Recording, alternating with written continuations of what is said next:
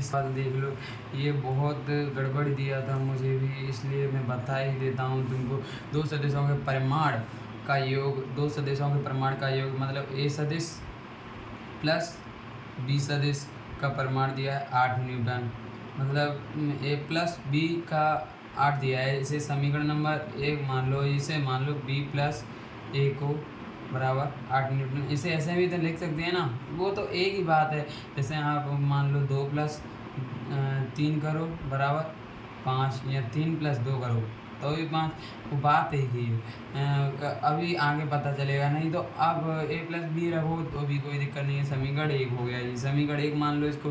तथा परिमाण 4 न्यूटन है। परिमाण मतलब सी, आंसर यही तो होता है। मतलब ए सदिश प्लस बी सदिश बराबर सी सदिश, यही तो आता है। ये परिमाण है, लेकिन ये परिमाण दिया है तुमको तो देखो ये परिमाण है तो परिमाण सी परिमाण कितना दिया है 4 न्यूटन।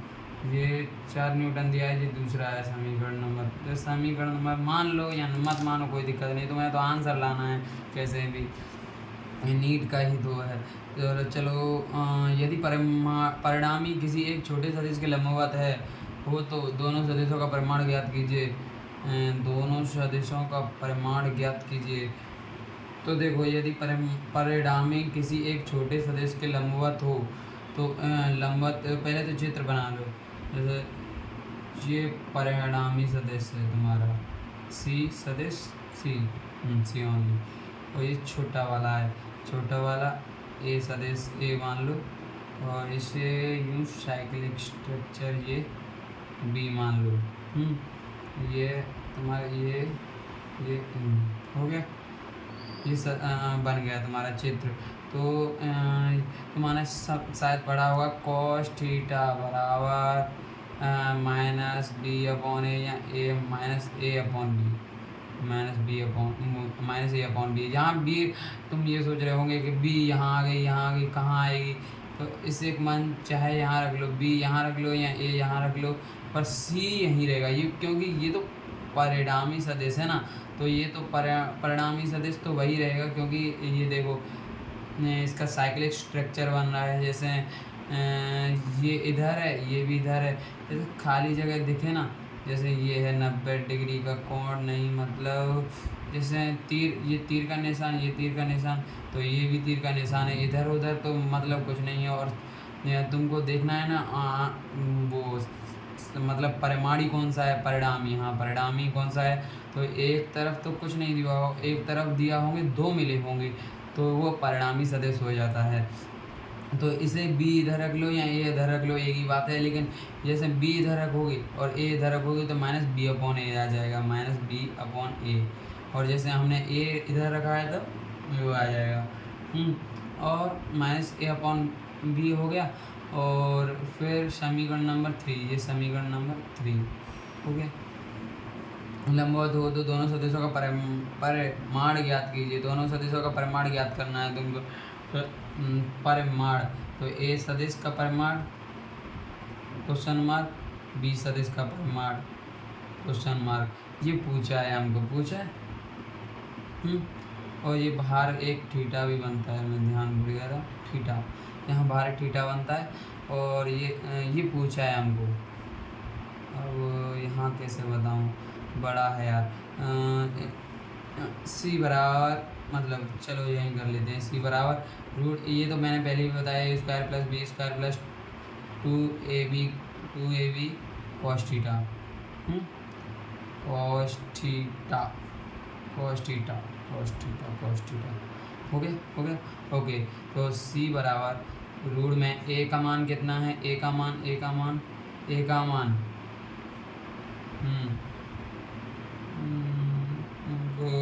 मान नहीं दिया यार, ए का मान नहीं दिया, तो A square plus B square plus 2ab into cos theta बराबर, यही तो माना था minus A upon B, B से बी गया, ये आ गया तुम्हारा रूट में A square plus B square plus 2a square minus 2a square आ गया।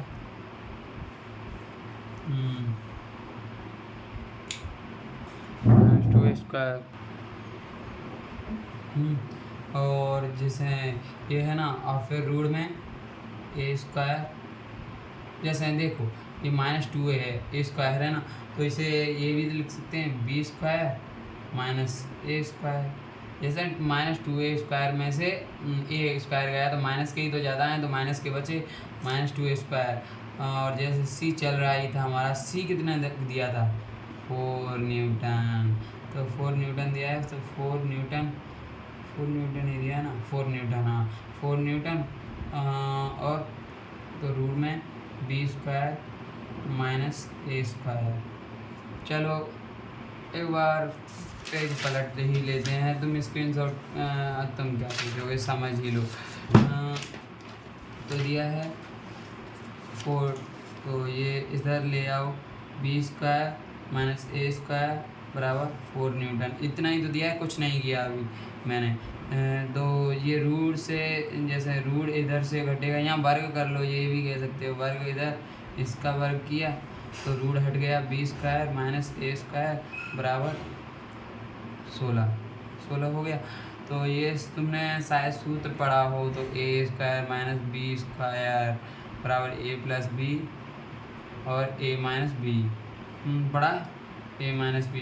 तो यहाँ तो इसे इससे कर लो, यहाँ एक और तरीका है, वो लंबा पड़ेगा। चलो पहले तो इससे बता देता हूँ, तो b प्लस ए कोष्टक में बी माइनस ए बराबर 16 हो गया।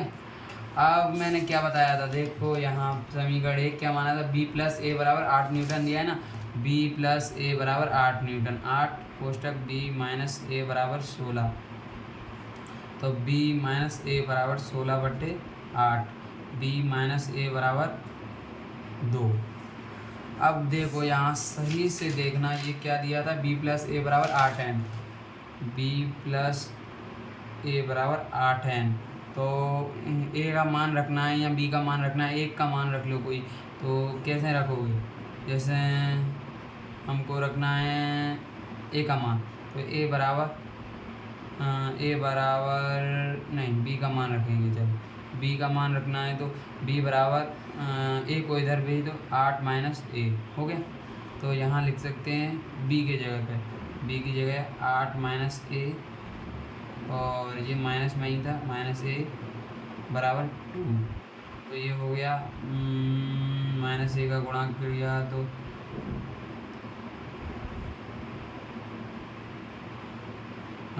माइनस ए का गुणांक, ये तुम्हें लंबा पड़ेगा वैसे तो। ये था ना, ये क्या आया था, ये आया था समीकरण नंबर 4, ये आया था, इसको काट दो, b माइनस ए बराबर 2, ये आ गया हमारा समीकरण नंबर फर्स्ट। क्या था, b प्लस ए बराबर 8। वो जैसे उल्टा लिया था ना, तो उसके कैसे कितने फ़ायदे हो गए वैसे तो। जैसे ये उल्टा लिया था हमने, ये दूसरा, और ए प्लस बी लेते तो यहाँ ए लिखते, यहाँ बी लिखते, तो ए के नीचे फ्रैंक, मतलब वो लाइन से नहीं बनती तो तुमको दिक्कत होती। ए से ए काट दो, जोड़ने पर तो ए से कट गई, 2b बराबर 10, b बराबर 5। कैसे आया, 10/2, हाँ इतना समझ लो। हाँ, और ये इसका मान समीकरण 1 में रख दो, यहाँ तो ये वाला है ना b प्लस ए, तो b प्लस ए बराबर 8, और b का मान a बराबर 8 माइनस 5, a बराबर 3, a का मान 3 और b का मान 5। ओके, समझ में आया होगा, नहीं तो फिर एक और तरीका बताऊं या नहीं, चलो सोचता हूँ, चलो बता ही देता हूँ वैसे तो। बी स्क्वायर माइनस ए स्क्वायर बराबर 16, और ये तो तुमने शायद, चलो जाने दो, बाद में बताऊँगा फिर, इतना ही, चलो इतनी भी वीडियो बाद करते हैं, चलो।